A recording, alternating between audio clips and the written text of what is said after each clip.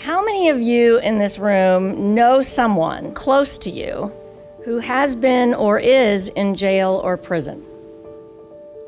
Wow. This is really something that affects all of us.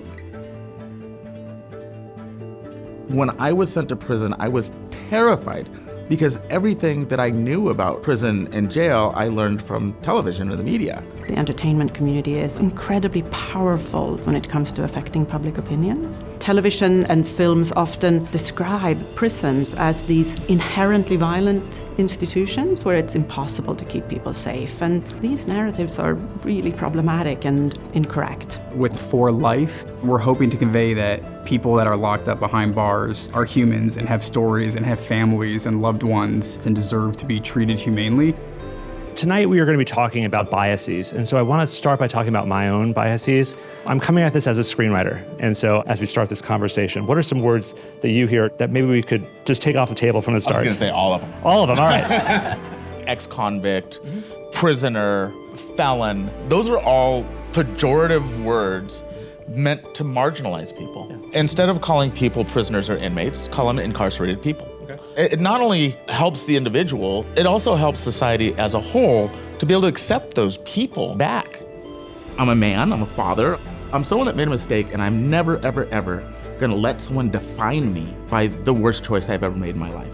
We tend to feel like it's okay to ignore prisoners, see them as less than human somehow, and to maybe even hate them. If most people were as concerned about the well-being of inmates as you would be if your sister or brother was locked up, then there would be more accountability for how people are treated. There are prisons in the world that are worse than US prisons, but we should not think that we're doing well here.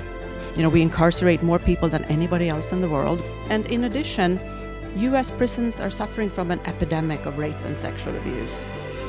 Let's talk about the process from the moment that a person is arrested. We tend to see it from the prosecutor's point of view. In America, if a prosecutor charges you with a felony, you have a 97% chance of being found guilty, whether you're innocent or not. The jury, they're not seeing the human element. They're not seeing the circumstances in which some of these crimes were committed. The system is not designed to understand the circumstances. In about 2003, I decided as a documentarian that I was going to find a story about juvenile violence. I met Cyntoia Brown, a 16-year-old girl who had just been arrested for murder. She had been in the middle of prostitution, on drugs, and we saw a much bigger story to tell. What's been happening as a result of our first documentary is legislators are chipping away at the sentencing laws in the state of Tennessee so that young people arrested for prostitution might not be considered as prostitutes, but rather treated as victims of sex trafficking. If you look at the pathways of women entering prison, the vast majority are sexually abused survivors from prior to their detention, and their trauma has tended to be ignored. I think trauma is a bit of a blind spot. What are you seeing as common factors that are getting people into our jails and our prisons? A vast majority of the people are for drug sales or violence surrounding drug sales. The answer to that is quite complicated because it depends on what you look like and who you are. It's not a fair system at all. I think as a society, we really have to start looking at the history of racism and the use of the carceral system as a social control mechanism. Slavery is still legal in prison. The 13th Amendment abolished slavery everywhere but in prison. I mean, I worked for 9 cents an hour.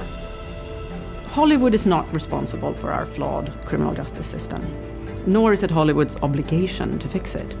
But I think people who work in film and television, they have a really important choice to make. You can hang on to stereotypes and tropes, or you can do just a tiny bit of extra work and actually get it right. To be with the Norman Lear Center tonight and talking about social justice, it's very exciting for me.